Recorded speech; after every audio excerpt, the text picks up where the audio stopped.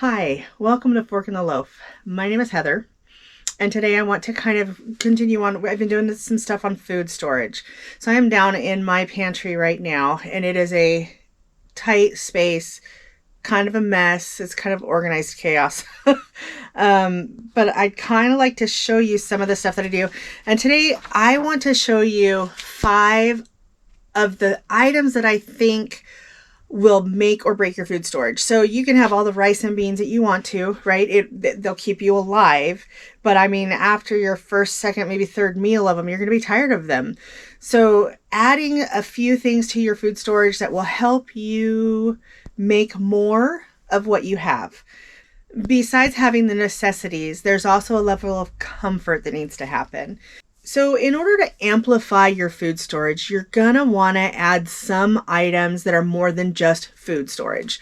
They're part of food. They're part of cooking. Now, if you're going to go out and just buy mixes of everything, you probably won't need all of this stuff, but some of it's still going to come in handy, even if you do use a lot of mixes. And there's more than just these 5 items. I just feel like these 5 items are your top items. They're the items that will make or break food storage. For me, they would make or break my food storage. So one of the first ones for me would be fats and oils. And when you think about storing fats and oils, there is a shelf life. They go rancid really fast. They have... there's all different kinds, and I'm not just talking oils. So I have, and there's not just for food reasons. So we'll get into that just a little bit. One of the first things that I want you to think about when you're thinking about fats is think about your dietary needs. If you are dairy free, butter's not going to be a big option for you, but ghee might be. If you are opposed to using seed oils, having a bunch of coconut oil on hand might be smart. Or just you've got to factor it into your dietary needs first and foremost. For us, the way I do it, I include things like mayonnaise, peanut butter, avocado oil, coconut oil, stuff like that. So let me just stop for a moment and kind of, it's cold down here, so I'm sorry, I'm kind of cold. I should go get another shirt on. Actually, hold on just a moment. Much better. How to get another sweatshirt on. Very cold down here. It is insulated, but there's no heat in here at all. So it still gets cold. It's not freezing, but it's cold. So from our church website or from our Provident Living, it talks about fats and oils as being cooking oil, shortening, butter, mayonnaise, peanut butter, just the basics, bare minimums. And it says as needed, and it says per person, cooking oil, you should have 2 gallons for a year, shortening 9 pounds for a year, butter 6 pounds, and peanut butter 6 pounds per year. I don't use shortening ever. I don't think it's good for you. I get it. I mean, I would probably use it to make candles, but that's about it. Or soap. I would use it to make soap. But other than that, there's really no reason for me to get shortening. I would, however, do coconut oil. Coconut oil. This is 2.48 liters. I'm guessing it's a couple pounds. Doesn't really tell me how. It says 84 fluid ounces. So I like to keep about 6 of these on hand. I don't use it a lot. When my daughter was younger and she couldn't eat a lot of dairy, we did a lot more coconut oil. She's older now. She'll eat dairy.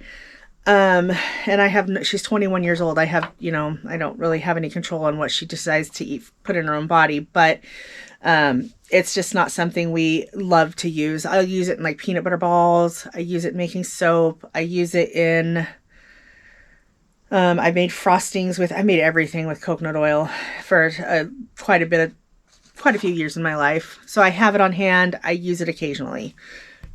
It's really good for making popcorn. So I have about 6 of those on hand.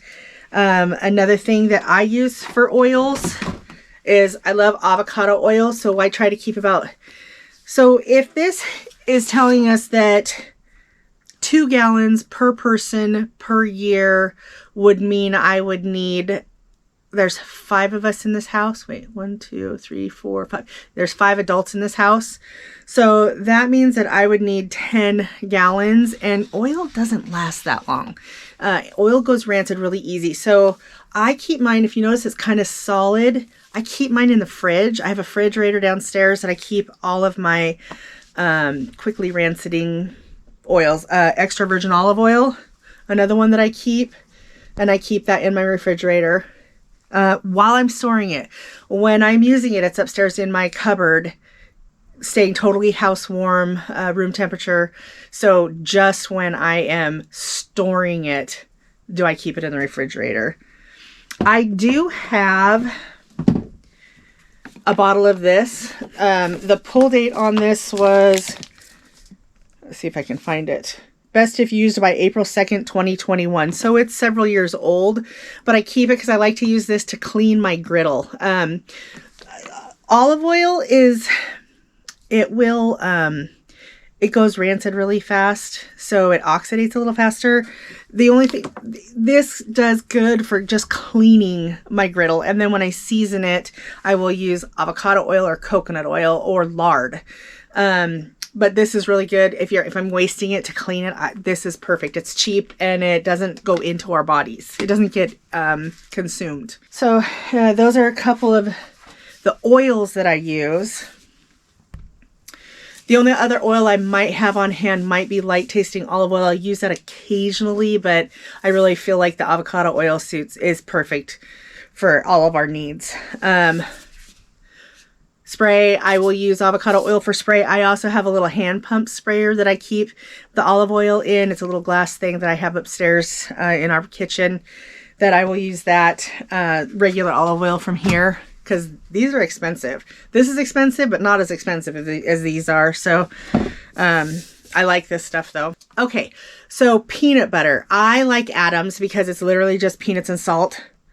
And it's got the peanut oil on top. I can get rid of some of it. I don't usually use all of it incorporated back in, but I'll use probably half of it. I just dump a little splash out when I go and re-stir it. But this is a 5-pound container, and my church recommends 6 pounds per person per year. I don't store that much. Well, maybe I do. If these are 5 pounds each, I do way more than that. So I usually like to keep 6 of these on hand. Right now I have 4. I need to get 2 more to replenish. And I always rotate. Oldest gets used first, newest gets put to the back. But I like to keep 6 of these on hand. And this what I put in my fat category, or even a little bit of my protein category. There are 16 grams of fat to 8 protein. So although it is it's probably medium high in protein. It's not high in protein, not like a can of tuna. So I lump that in with my fat. So one of my favorite forms of fat is butter. We use this on anything we're not cooking. It is pasteurized, grass-fed, salted, but it is... it's expensive. So we'll use this on stuff like toast. Anything that we're not cooking with high heat. If we're going to cook something like baked cookies or something like that, we'll use this. It's cheap and it's for treat purposes, cooking purposes. So we use the cheap butter for that. We use the expensive butter for stuff like toast. You know, the good stuff. And then I also buy them in this size where they're the 1 pound blocks. Because I like to make ghee with this. I store these in the fridge or the freezer downstairs. So long-term storage is freezer. So like right now, I probably have close to a year's supply of this kind of butter. And so I'll keep it in the freezer. This right here, we probably keep about, I don't know. We don't keep a year's supply of this in there yet, but this, every time we go, we try to make sure we get one. Every time we go to Costco. So this is one that we keep in our refrigerator. And this one I buy about twice a year, maybe 3 times a year, every time I need to make ghee. And right now I have needed to make ghee now for about 2 or 3 months. So I'm very behind. I need to get this done. And then if you're one of those fortunate people that has access to lard, I get lard from a local dairy or a local something. They do grass-fed A2 milk. And I will get lard from them, from pasture-raised pigs or from pigs that are, I don't even know all the details on the pig, but I get lard from them. And I know that they're very conscientious of what they feed them and give them and all that stuff. And then I get tallow is another thing. If you're one of those lucky people that have access to tallow, I am not. I don't have access to tallow. I guess maybe if I looked hard enough, I could probably find it, but I've never been a big fan. But that's supposed to be really good for stuff like skincare products. And like I make soap, so having a lot of extra fat on hand, a lot of oils, pomace olive oil is one thing I use for soap. I have a 5-gallon bucket of coconut oil from Brambleberry that I specifically use for soap.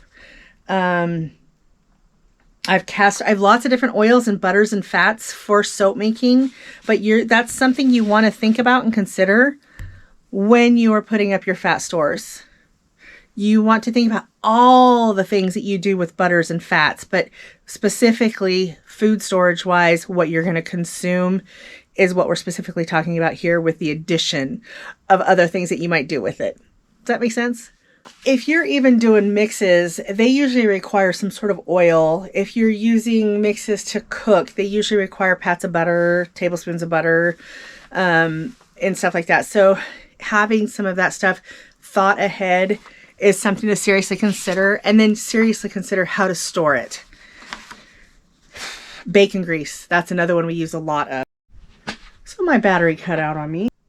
We were on spices and herbs, so if it's already been done, I'll cut this part out. So I just want to talk a little bit about spices and herbs. I don't know where this totally left off, and I haven't gone upstairs to find out yet. So we're just going to talk about spices and herbs a little bit. Just want to point you over here.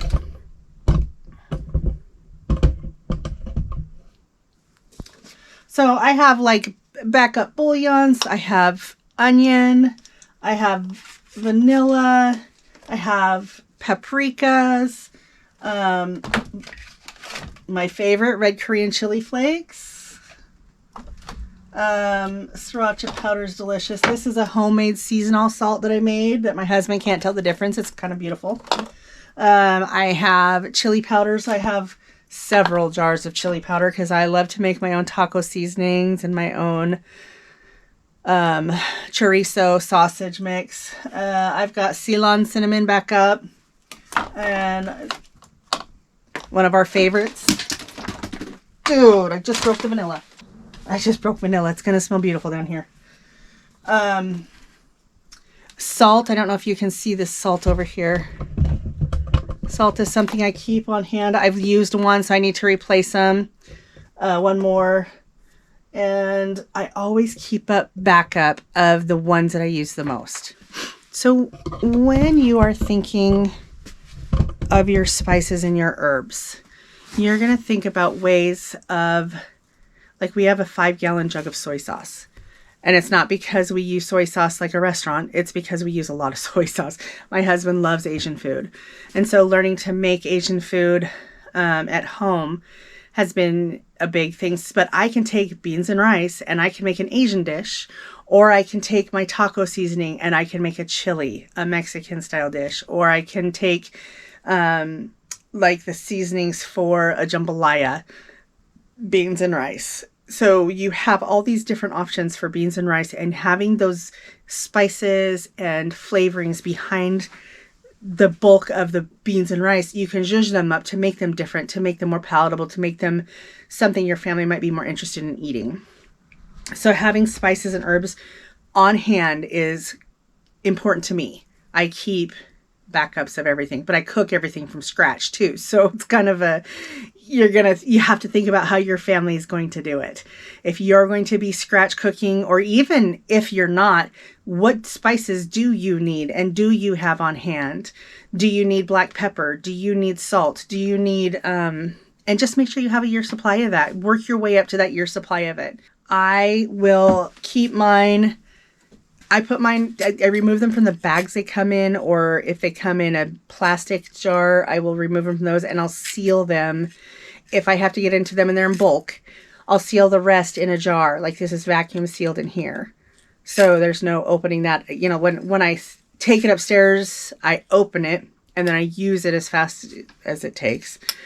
When I store it, I try to vacuum seal it. One of the things I did too is I just tried to figure out different ways to use some of the stuff that I have. And really, I only buy spices that I use. I have a little teeny tiny, you know, those little McCormick's whatevers of marjoram. I don't even know what marjoram tastes like. I've never used it. It's not something that we use a lot of. So for me to have more marjoram doesn't make any sense. But I use a ton of chili powder. So for me to have jars upon jars of chili powder makes sense, right? If you're not going to know what chili powder is or know how to use it, why would you're not going to want to store that much of it? If you would rather buy taco seasoning packets, that's, you know, that's a choice that you would make and you would plan to do that accordingly. Another thing that I put into my spice rack or into my canning category, or I'm sorry, my spices and herbs would be the canning category. So like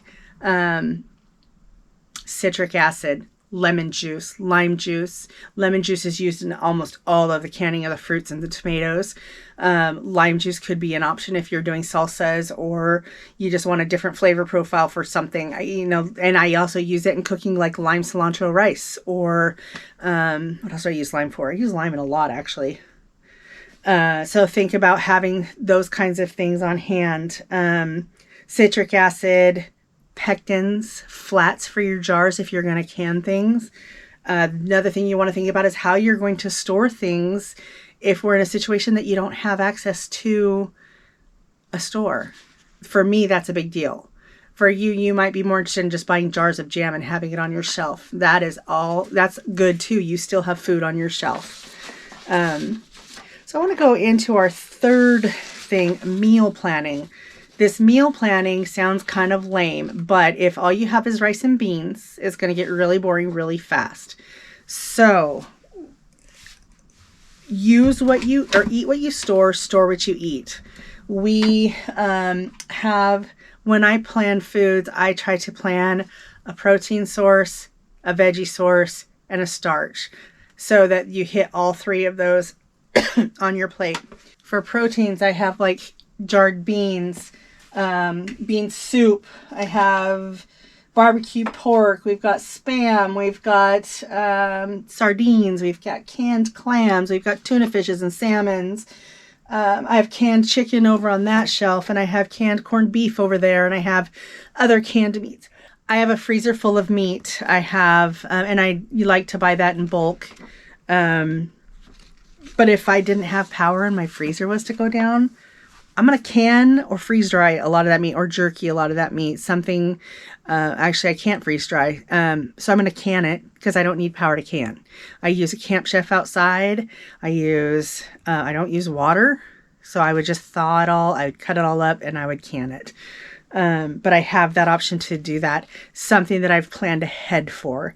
Something that I have in my storage, my food storage to zhuzh up the proteins if I have to. And then I also have a lot of canned fruits down here. I don't think you can see them, but I have like applesauce. I've canned pears. I've canned peaches. I've canned jams. I've freeze-dried peaches and freeze-dried apples. And we made pickles this year. So I just try to, and I've got grape juice from my mother-in-law. Best grape juice ever. Oh, it's fabulous. And so just make sure that you are planning those into your food storage. It's not all about beans and rice. It's not just about survival. You don't want to just survive. You want to thrive. And your family is going to struggle with thriving if they are sick of eating the same thing over and over and over again.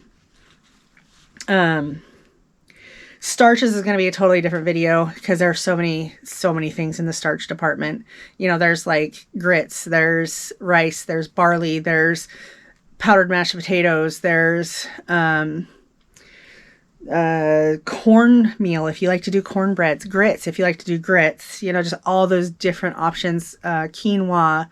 those options for starches that you would have on your plate for dinner time, think about those and think about what's shelf stable and how to use them, how to cook them, how to, be prepared for that kind of stuff. If you're one of those people who likes rice-a-roni, you can buy them or you can make them. There are recipes out there to make your own rice-a-ronis. You just put them in a jar and you put them on your shelf. To me, they're healthier options, but that's a choice that I make. And then let's move on from meal planning. Let's go into mixes, baking goods. I will make a pancake mix because my kids don't always want to have to go into the kitchen and figure out how to make sourdough pancakes with a starter that they don't have much to do with. So I've made a pancake mix for them. If they just need to make it something, it's like equal parts mixed to water. I've got powdered egg in it, powdered butter, powdered everything in it. So all they need is just to add a little water to it. And they can make up like a single pancake or two. And then I've made biscuit mix, which I don't really do any mixes anymore because I can't have gluten unless it's been long fermented. So I don't really care for the gluten-free stuff. So I most 9 times out of 10 will make something sourdough. And I just try to make sure I plan ahead. But if you do mixes, one of the things I want you to think about is shelf life. I've heard some weird stories about people having respiratory issues by eating flour mixes that are too old. I don't know. I don't know if that's true or not. I just know that I've heard something about that. I don't use them. I would say do some research and make sure you know and are comfortable with whatever might be out there. Another thing with baking stuff and mixes is like we buy stuff like baking soda in bulk. We use this for so much more than just cooking though. I use it in laundry. I've used it to wash vegetables. I've used it to, I don't really like it with the vegetables. Sure, you have your backup stuff like vanilla that I just dropped on the floor and busted. I got a little beautiful smelling puddle of vanilla here. I got to go clean up, but I'll wait till I'm done here. Flours, make sure you have all the flours that you're going to need or want. Chocolate chips, cacao. I have enough for a few years. I've heard there's going to be some issue with chocolate, so I have stored up. I have a lot of chocolate. Yeast, if you use yeast, make sure you have some. I usually buy the big bulk size yeast from Costco. I haven't used it. My mom does. She does in a lot of her keto baking. I usually sourdough everything, so I have my starter that I rely on. Almond flour is another thing we use a lot of. And if you like chips, like butterscotch chips or any of that stuff, if you use sprinkles, if you use any of those things to zhuzh things up for kids, do what you do. Make sure you have enough to last you the year. And last but not least, I want to talk about acids. So when I can fruits or tomatoes or salsas, I will use lemon or lime juice or citric acid. I've got pickles, so I use pickling. I use a lot of distilled vinegar and pickles. So I keep that by the gallons. I have several gallons of distilled vinegar. I have lemon juice. I'm out of lemon juice. So I need to I'll probably get 2 to 4 bottles of lemon juice, and that will last me through the next year. Lime juice, I use quite a bit of lime juice. I did that more for like my salsas. And then there's like red wine vinegar. I buy by the gallon. I get 1 gallon, and that will last me actually closer to 2 years. I don't use it a lot. Rice wine vinegar, I bought it by the gallon. I get 1 gallon, and that will probably last me 2 years. I don't use it a ton, but I do use it enough to warrant having a gallon, in my opinion. It lasts a long time. Balsamic vinegar. I love balsamic vinegar, but I love balsamic glaze. So I get that Nana Pia's, here it is right here. This stuff right here. I love this stuff. So I would not put that in the acid department, though. I'd probably put that in the condiment department. It's a condiment. It's not an acid per se. But I also use vinegar, like white vinegar. I'll use it in my laundry. I use it for cleaning my windows. I use it for whatever I might use it for. We use it for cleaning counters. If I'm doing something, a lot of food prep, I will use vinegar to clean up the counters. And whatever other uses you can think of, just make sure you have enough. You figure out how much you're going to use for the year and make sure you have enough for that. I also use vinegar or lemon juice sometimes in my chilies or my soups. Somebody's home upstairs and stomping around. And so I usually add a dash of that to chilies or soups. And so I like to have it for that. It's really really depending on what you might need it for. So all of this is really... It's not something you have to have today. It's not something you have to have right now. Like I still need to up my peanut butter and my salt and I need to replace those. And I am not going to go out right now and go get them to make sure they're on my shelf. When I go shopping next, I will make sure that I get it to, to par. Or if I can only get one thing that shopping trip, I will get one thing. And every time I go, I try to add more and more. It's not something I'm going to go into debt for. I'm not going to break my bank for it, but I'm going to build it. I'm really proud of this room. I've spent years, probably the last 20 years, building on my food storage and finding out what works for my family and how much we need. And of course, my family's always changing. When my kids were little and it was just me and my 2 daughters, we didn't need all this. Then I got married and we ended up with 5 daughters and we needed a lot more. And now they're all growing up. We've got 2 of them married off. And one doesn't even live in our state anymore, and so it's it's different, but I still try to make sure that I have enough for my family's needs and for, if I have to help the neighbors or if I have to help my kids that are local, I have enough that I would be able to help them. It's something I enjoy doing. I have a great passion for it, and I love looking around this room and feeling the security that comes with knowing that we're well taken care of. And on that note, thank you for joining me on this adventure of a fork in the loaf. I hope this inspires you to get out there and start or even build on what you've already got going on. I hope it gives you some direction. And if you like this kind of video, give me a thumbs up. Hit the bell if you want more notifications of when I put out the next video. And thank you for joining me on this adventure of a fork in the loaf. We'll see you next time.